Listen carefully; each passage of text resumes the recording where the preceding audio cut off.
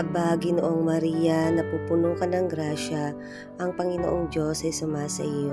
Bukod kang pinagpala sa babaeng lahat at pinagpala naman ang iyong anak na si Jesus.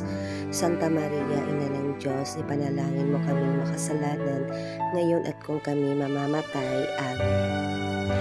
Ito po pala ang Monte Maria na matatagpuan sa Batangas City, ang pinakamataas na statues ng Mama Mary sa buong mundo. Ito ay tinawag na Mother Mary of all Asia kasi super napakataas ang nag-iisang pinakamataas na statue ng Mama Mary sa buong Asia, sa buong mundo, na may taas siyang 63 metrong taas na matatagpuan ito sa Barangay Pagkilatan, Batangas City. Pangalawang punta ko na dito at super na-amaze talaga ako nung pangalawang balik ko kasi maayos na siya. Hindi tulad nung pumunta ako dito ng pandemic, hindi pa siya masyadong gawa. At alam nyo ba, ang nagpagawa nitong project na to, itong Monte Maria, ay project ito ni Father Fernando Suarez, yung pari na nag-healing priest, nag-aano siya,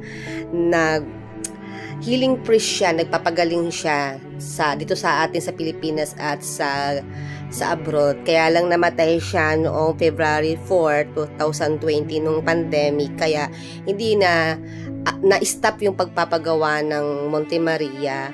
Kaya ito ay nanggaling sa project ng Mary Mother of the Poor Foundation na pinamumunuan ni Father Fernando Suarez. Kaya lang namatay siya, kaya na-stop yung pagpapagawa. Pero ngayon ay tuloy-tuloy na at napakaganda na dito kasi may glass walk pa nga. Kaya lang hindi pa siya yari nung this time na pumunta kami, kaya hindi namin na-try.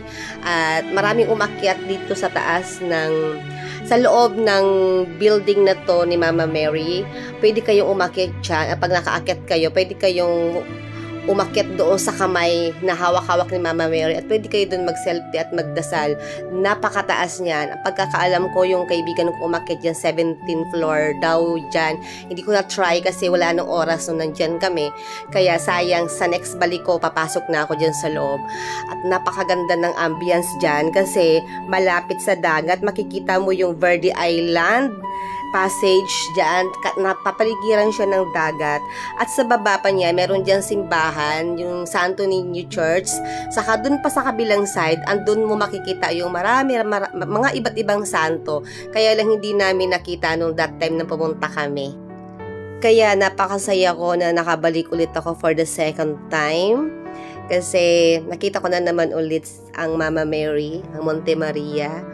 At hindi ko ini-expect na makakabalik ulit ako dito. At alam nyo ba, nagsimula itong project na itong Monte Maria noong 2014 at natapos siya noong 2021 nung namatay na si Father Suarez Fernando. So ngayon, pinangingasiwaan na siya ng Roman Catholic at mga iba't ibang foundation para ipagpatuloy ang pagpapaganda nitong Monte Maria para sa lahat.